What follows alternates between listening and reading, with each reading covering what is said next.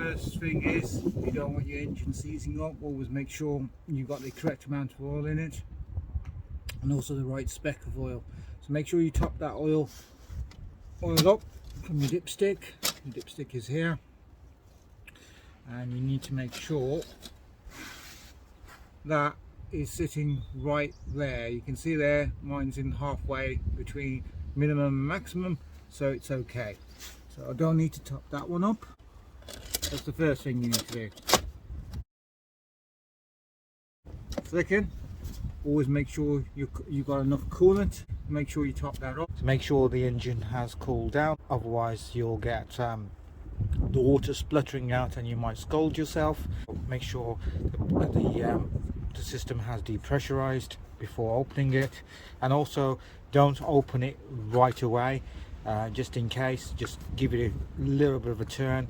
So make sure you don't hear any hissing noises coming out, otherwise you'll have a lot of pressure there, and you might get, again, the water might be quite the coolant might be quite hot. So let's take this off. I'll top it up with some antifreeze. It'll need to do that, so that's good. So I'll do that in a bit. Obviously, if it's a bit cold, put some antifreeze in it. And if you don't know when the last time it was changed, refresh it. So I'll normally go for a summer mix of 25% antifreeze and 75% deionized water. In the winter, I normally change that to around about 40% antifreeze and 60% deionized water. Then moving on, we obviously need to be able to stop the vehicle, and for that you'll need brake fluid. And to make sure you've got enough brake fluid in your brake reservoir, which sits over here, you basically need to make sure your fluid levels are topped up to maximum. Make sure if it's not up to maximum, definitely make sure it's not below minimum. If it's anywhere in between that, I'll recommend you top it up. The washer fluid, so make sure that's topped up to maximum, and make sure you use proper screen wash. Depending on your weather conditions, you can get away in the summer. You might be able to get away with just a less concentrated mixture, and in the winter you really need to go down to around about -10 on the screen wash. So make sure you get up to about -5, -10 for the screen wash. The other check that you need to do is your power steering fluid. Obviously, those of you who've got electric steering, you don't have to do this. Power steering fluid is here. So this is your power steering fluid, and you can make sure that's topped up. You do have levels underneath, so you can see there. If you can see, it's actually all right. There's the level there on top there. So you just need to make sure it's up there. Mine's just a little bit up below maximum, so it's fine. Also check if you got any bits floating around in there. Mine looks pretty clear and clean. I topped up mine a couple of months ago, so everything's sweet on that. Moving on from there, which brings us nicely onto the fan belts, or what we call the alternator belt.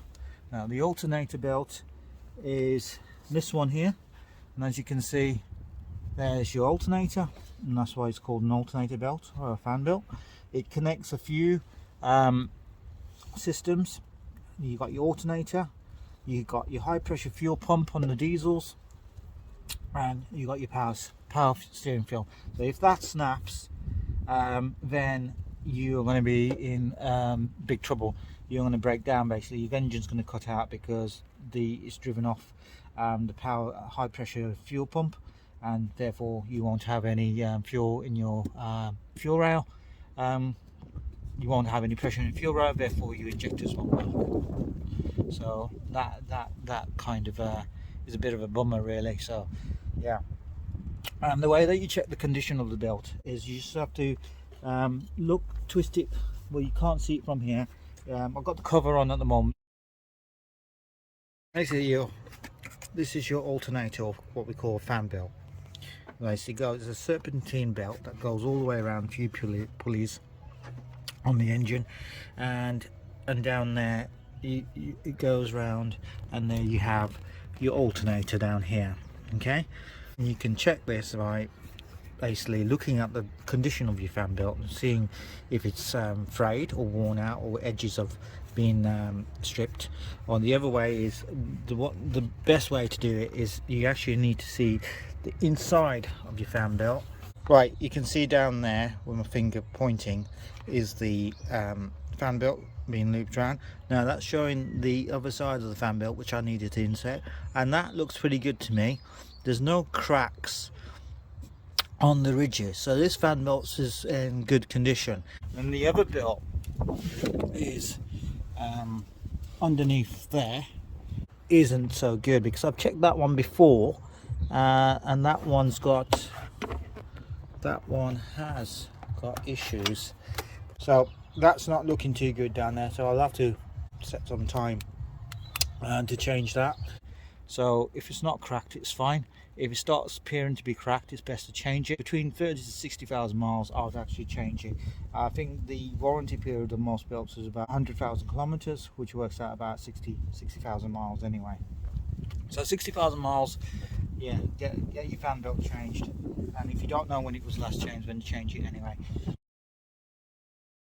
The other thing that you need to make sure you check is obviously your tyres. Make sure your tyres are above the legal limit of 1.6, otherwise you'll be looking at a fine of £2,500 if you get stopped. Ideally you'd want your tyre depth and tread depth to be above 3mm, and that's just basically because of safety. It helps you to stop the car a lot quicker in not adverse conditions such as rain. While you're checking your tyres, you might want to check the brake pads to make sure they're not below halfway.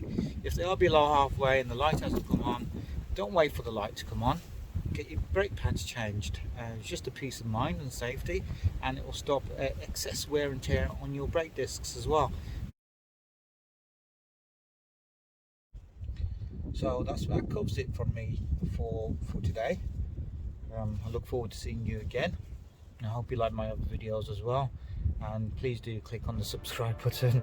It would be most kind of you. Anyway, be seeing you.